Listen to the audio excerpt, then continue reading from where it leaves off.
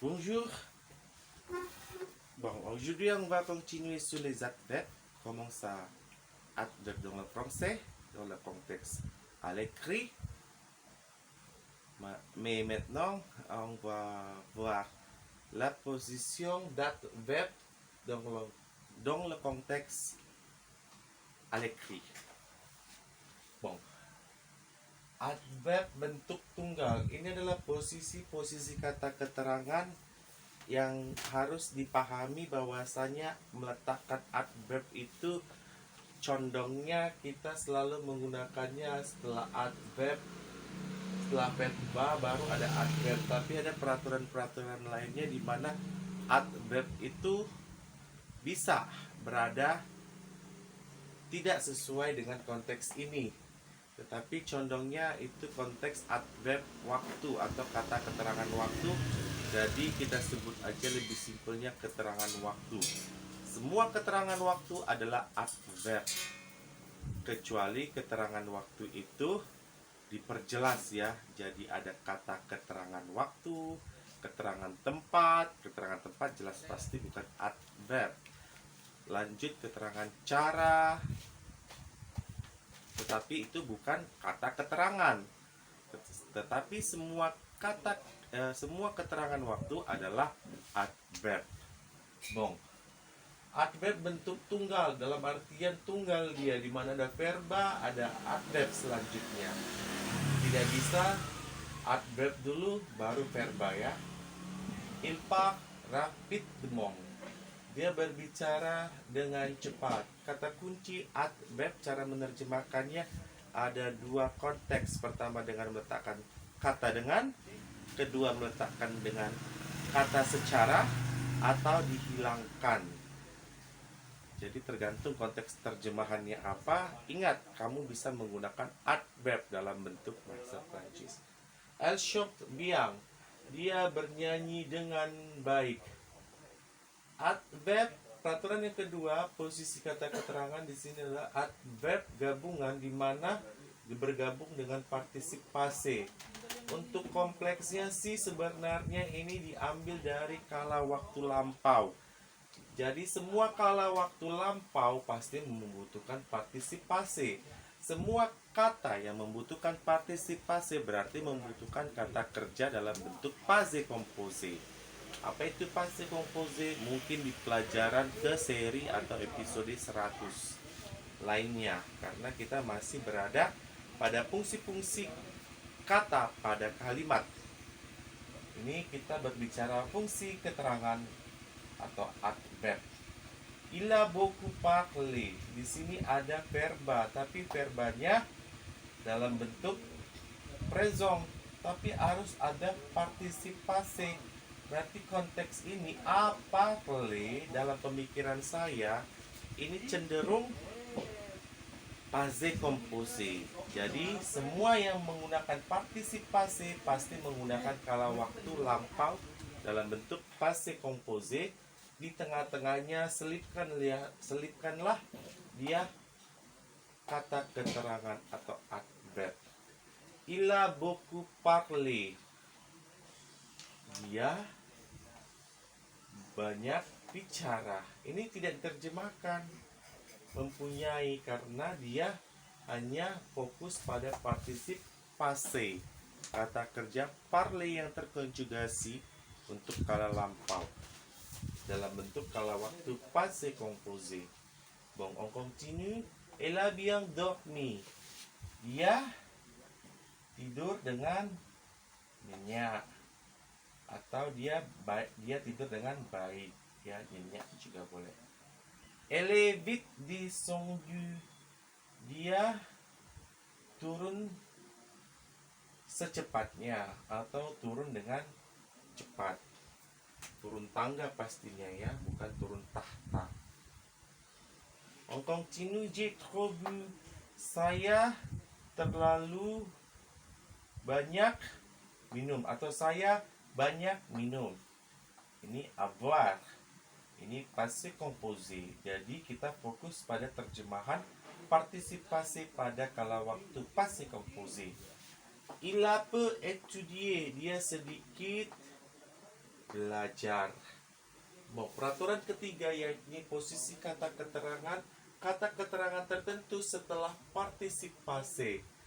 Maksudnya adalah kata keterangannya setelah partisipasi. Setelah partisipasi. Pardon. Berarti di sini partisipasi, di sini adverb ya. Jadi posisinya berada di akhir. Ini ada keterangan tempat. Berarti tergantung ya, karena ada juga adverb bentuk kata keterangan tempat selain kata keterangan waktu. Je veux manger partout. Saya mau makan di mana aja. Jadi posisinya je veux manger partout. Ini dalam bentuk kata keterangan tertentu setelah partisipasi. Apa aja kata keterangan tertentu? Maksudnya adalah kata keterangan yang ada di sini posisinya harus di akhir. Beda sama di sini. Semua kata keterangan posisinya berada di tengah-tengah, diakhir oleh pasif komposi. Tapi ini tidak.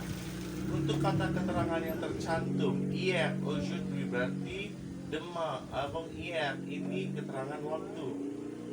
Après, demain, autrefois, sama ya, demain, pardon, j'oublie, double. Tak, terlambat, partout di mana aja, dan kata keterangan akhiran mong. Ini kata keterangan beraturan yang ditarik dari kata sifat bentuk betina, tambahkan akhirannya mong. Semua setelah partisipasi. Formasi penulisannya sujet, verbe, partisipasi, baru kata keterangan. Elle est arrivée hier. Di sini ada liaison. Dia tiba kemarin. Ini keterangan waktu ya. Il a parlé tard. Dia berbicara terlambat.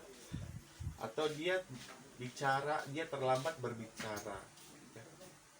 Atau dia bicara terlambat, atau dia terlambat berbicara untuk menerjemahkannya.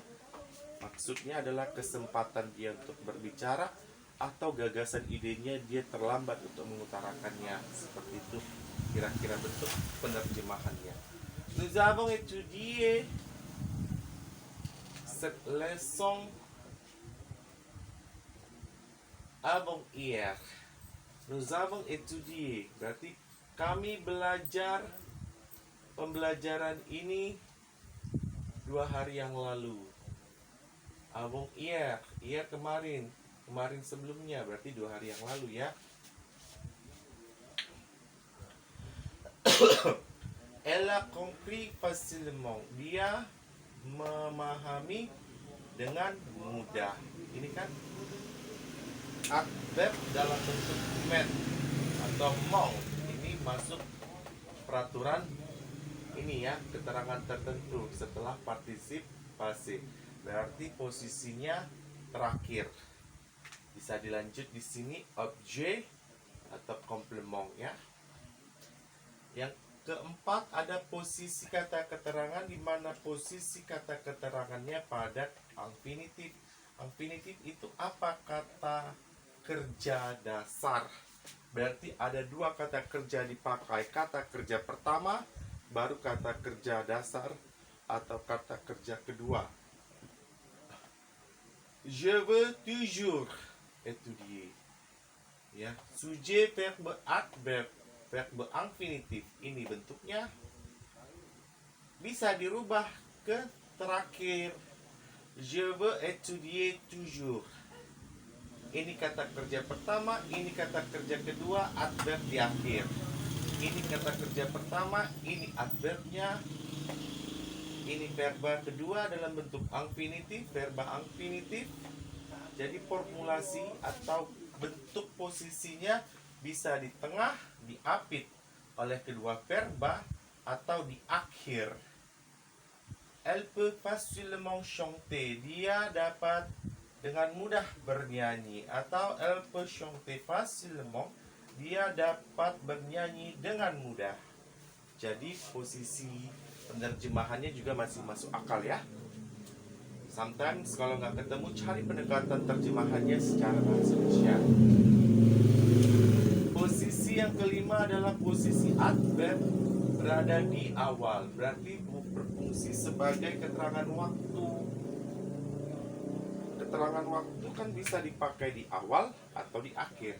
Finalement, il est arrivé. Akhirnya dia tiba, atau dia tiba akhirnya. Heureusement, il a bien fait. Senangnya, dengan senang, dengan gembira, dia mengerjakannya dengan baik. Juga bisa di akhir ya, tapi cenderung di awal. Bisa di awal atau di akhir. Enfin, le film est fini. Akhirnya film itu selesai. Le film est fini, on va. Bisa di akhir. Aujourd'hui, on y va. Hari ini kita berangkat, kita pergi. Atau on y va aujourd'hui. Aujourd'hui-nya di belakang. Jadi posisi untuk di awal, penegasannya bahwasannya jangan lupa letakkan koma. Tanda baca koma. Adverb tanda baca koma, masukkanlah subjeknya apa, verbanya apa, mau pakai objek atau komplement. Komplement otomatis udah ini ya, kalau kita menggunakan adverb kala waktu atau kata keterangan waktu. Bong. Sampai di sini sudah diketahui beberapa posisi-posisi perubahan adverb dan cara perubahannya itu, bagaimana peraturannya itu, kecuali ini ada kata keterangan beraturan mong yang bisa dipakai pada posisi rumus ini. Merci beaucoup d'avoir regardé cette vidéo. N'oubliez pas, vous s'il vous plaît, abonnez à la chaîne pour plus de vidéos de belajar bahasa Prancis. À plus tard.